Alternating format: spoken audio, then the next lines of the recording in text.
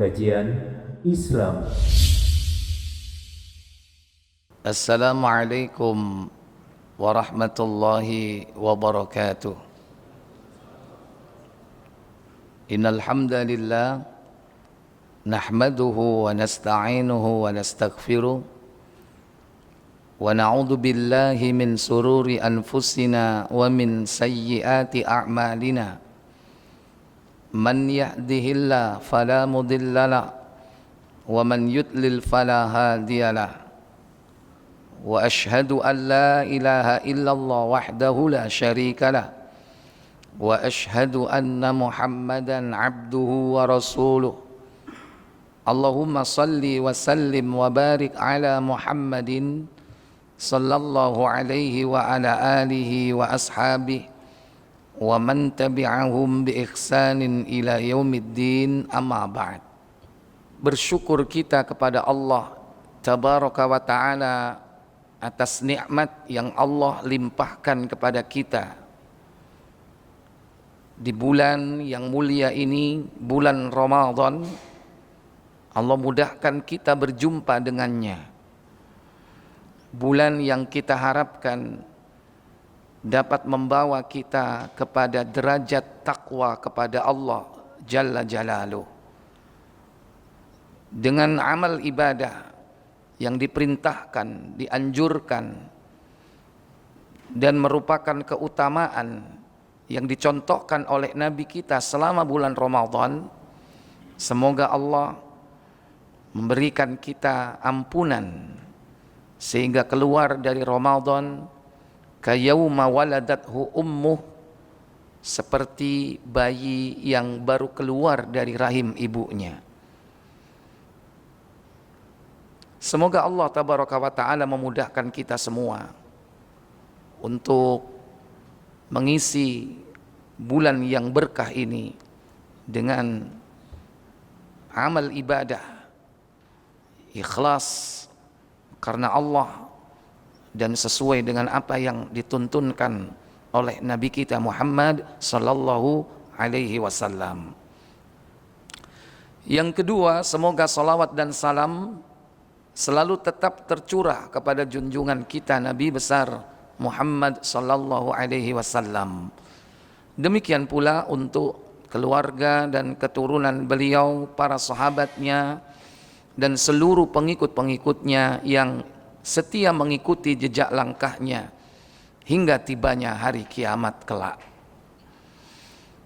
Para bapak, ibu, saudara-saudari sekalian yang dirahmati Allah, pada sore hari ini menjelang berbuka di Masjid Nurul Iman, Srengseng, Jakarta Barat, yang dirahmati Allah tabaraka wa ta'ala, sambil menunggu waktu buka puasa, kita akan mempelajari satu ayat dari Al-Quran, satu hadis dari Nabi yang mulia.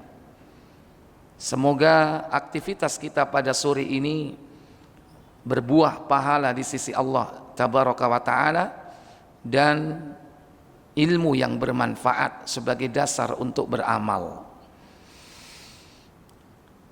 Sore ini kita akan mempelajari tentang 3 orang yang merugi. Siapakah mereka itu? Semoga tentunya kita jangan sampai menjadi salah satu di antara mereka.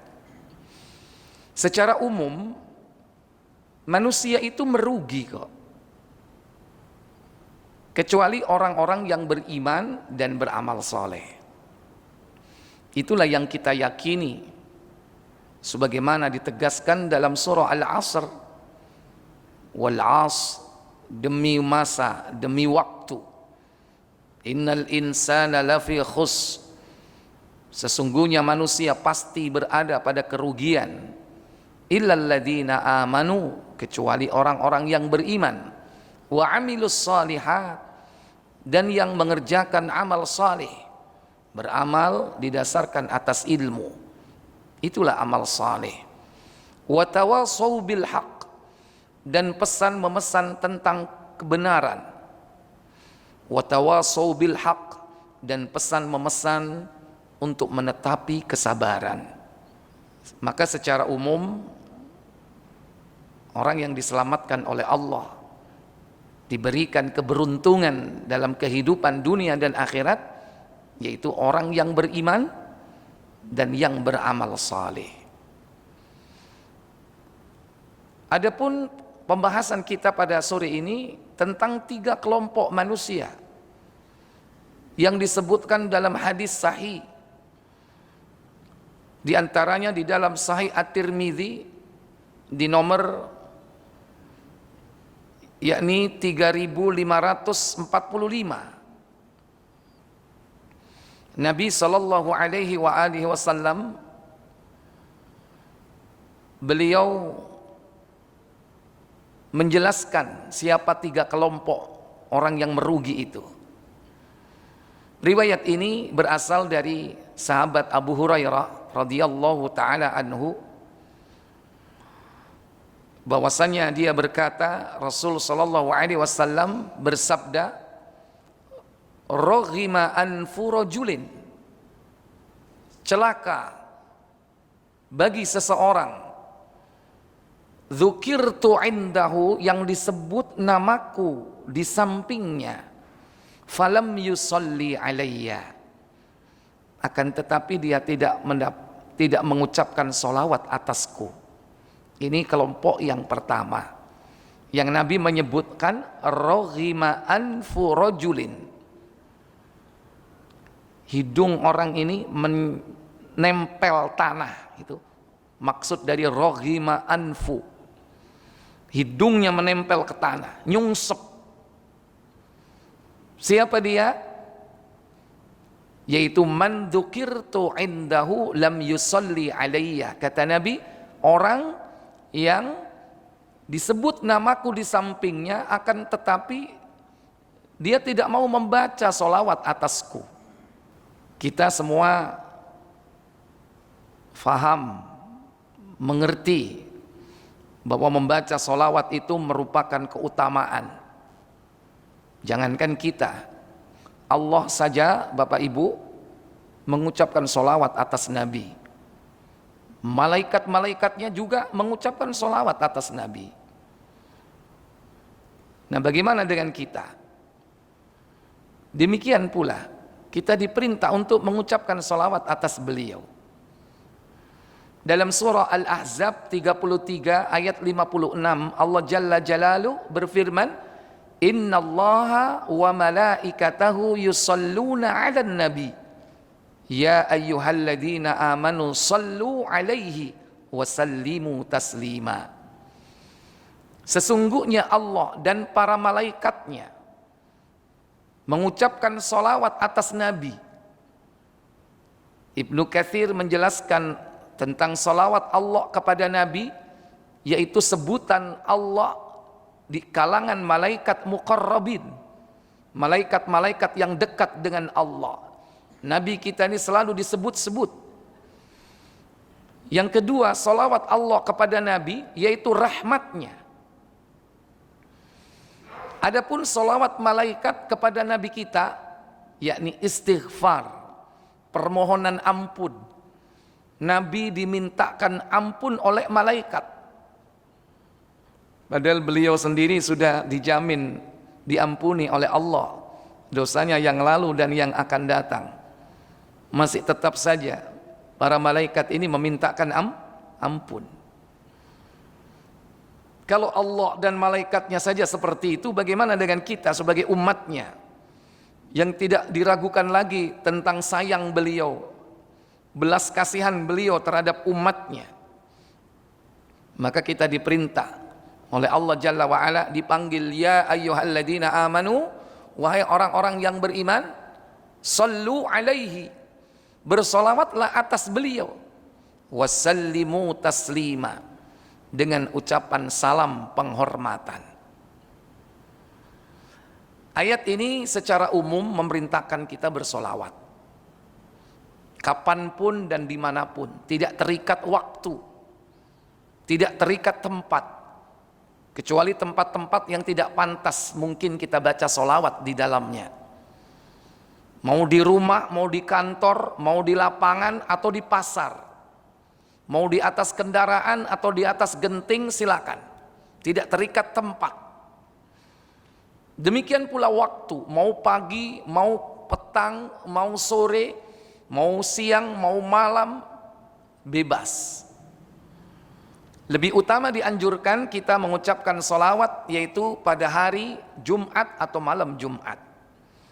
Dianjurkan kita baca sholawat yaitu ketika berdoa sebelum kita meminta kepada Allah setelah memuji Allah Jalla wa'ala.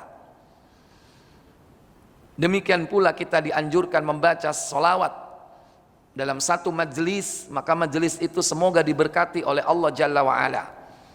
Bagi para khotib yang menyampaikan khutbah juga dianjurkan bersolawat atas beliau secara umum dan secara khusus. Tetapi hadis ini penting Bapak Ibu. Kenapa? Ini berkaitan dengan momentum. Kita bisa bersolawat kapanpun. Sekarang kita bisa bersolawat suka-suka kita. Mau sedikit, mau banyak.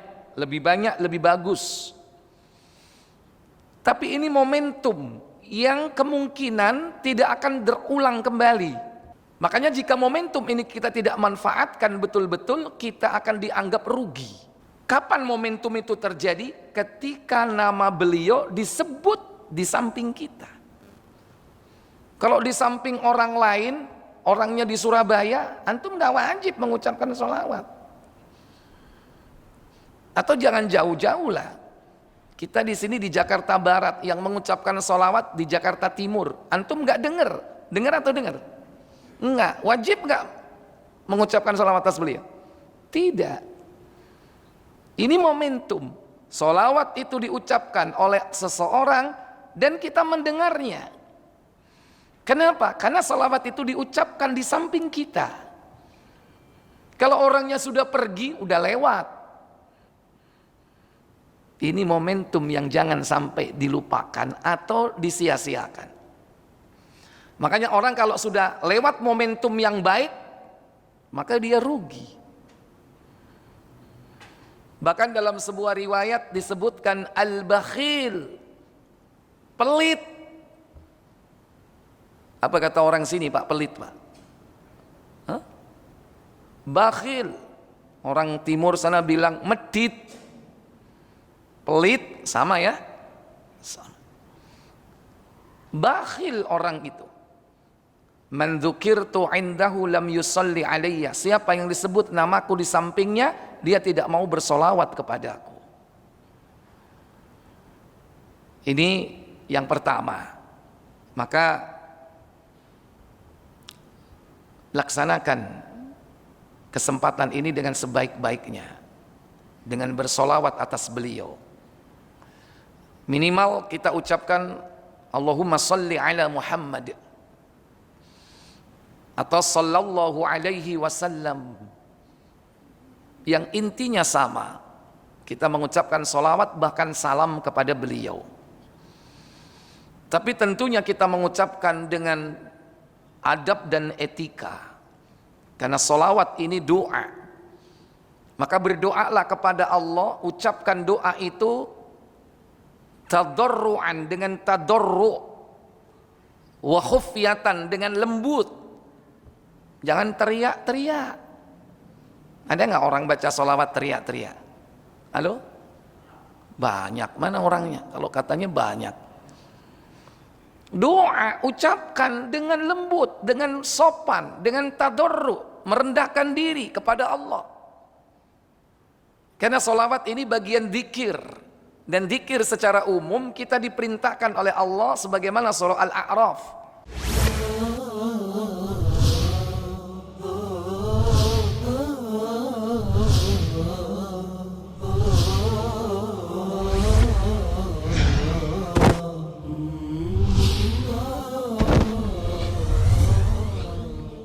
Kajian Islam.